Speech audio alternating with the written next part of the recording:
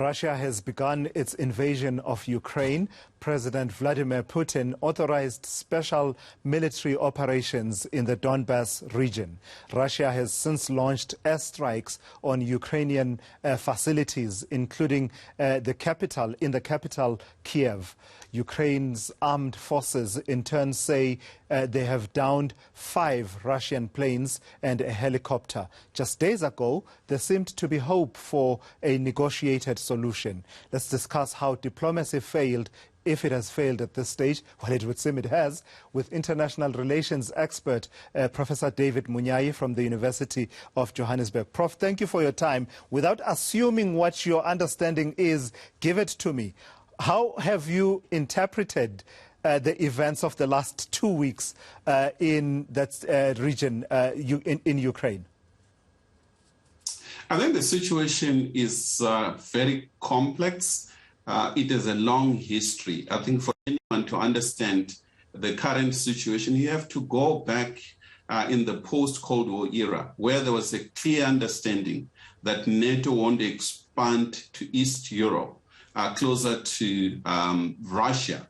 And that understanding has been violated by the United States and NATO, clearly. They've been pouring in their hardcore military infrastructure.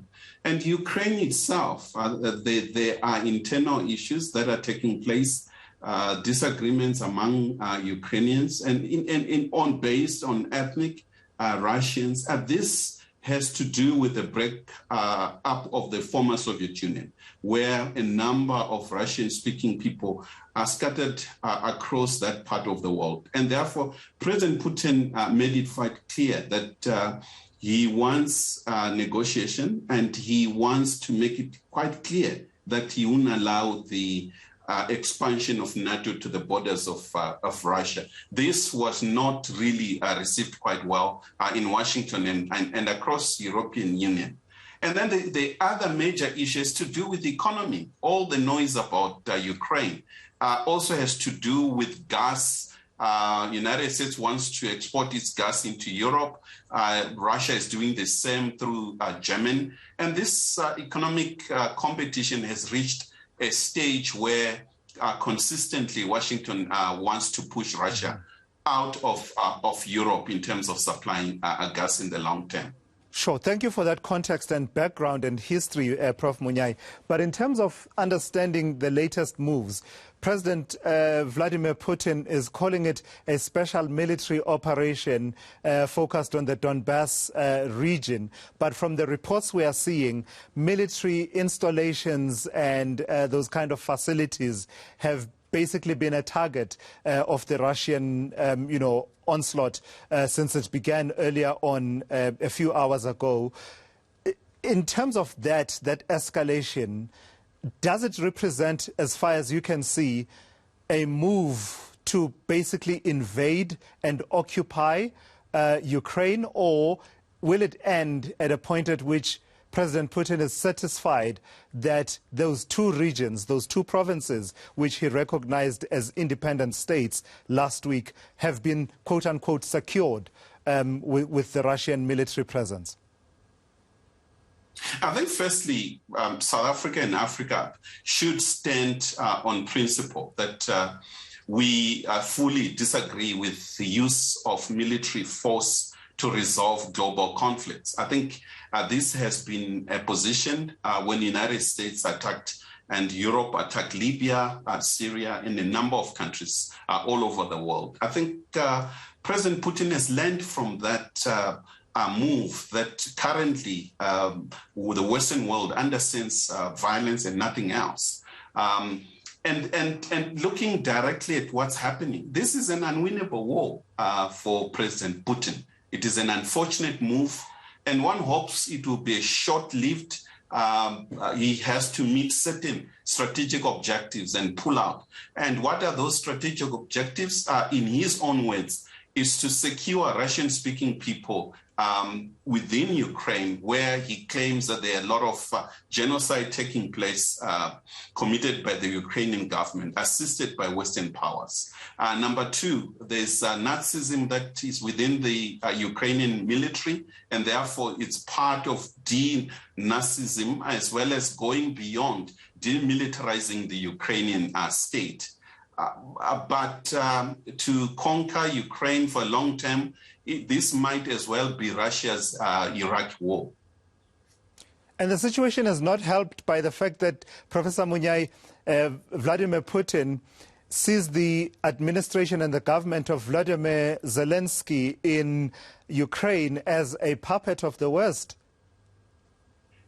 Indeed. Since 2004, the government in Ukraine has always been receiving assistance, and there has been military training of the Ukrainian government by United States and a number of powers. And this has threatened Russian security beyond the Crimea. I think Russia, when it looks at the developments with more and more military assistance into Ukraine, it poses a long threat to Russia, and that's his way of moving in. One does not agree with the military approach. I think diplomacy is the best solution that we all believe in, strengthening multilateral institutions, ensuring that you go back on the drawing boards. But as far as President Putin, he does not see Ukrainian as an equal, someone that he can discuss with. He prefers discussing directly with President Biden and NATO in dealing with the situation. And therefore,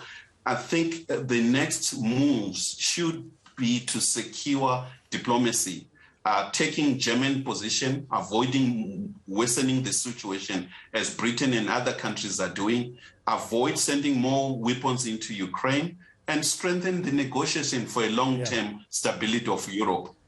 Where is BRICS in all of this, Professor David Monyae? Because I've seen people sharing on social media pictures from the past when you had President Xi Jinping, President Jacob Zuma, and Dilma Rousseff, who was then president of Brazil, and the Prime Minister of India, and the President Vladimir Putin in one picture. And everyone is wondering, where is BRICS, where is South Africa? Where do we feature in this conversation, if we feature at all? I think our position is quite clear. For Pretoria is to really be neutral, speak principally in terms of multilateralism, issues of peaceful resolution to the conflict.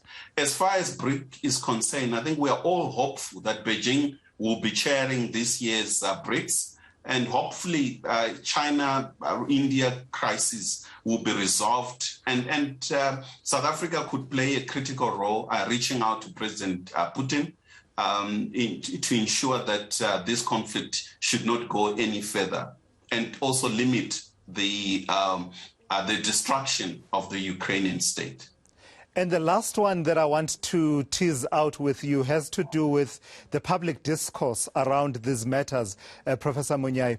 You know, you get a sense sometimes that when one takes a position that condemns the moving in of troops by President Putin, you are immediately branded as someone who sides with imperialist West.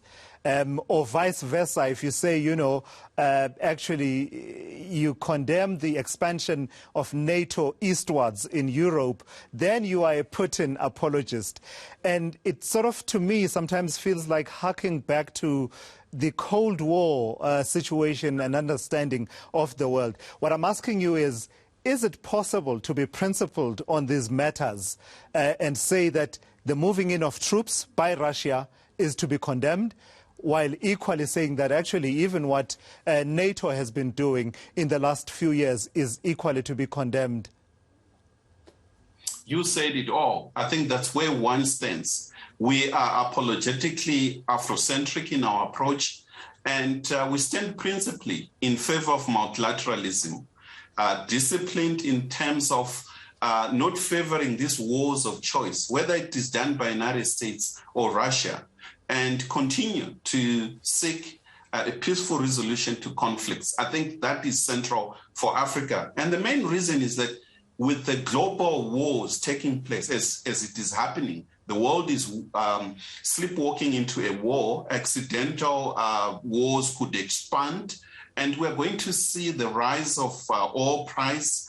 All these factors have a direct implication on our economy and our own ability to develop in an unstable global order. And therefore, I think for South Africa and Africa, there is a need to push for peace and to avoid taking sides. We are not in favor of President Putin nor President Biden, for that matter.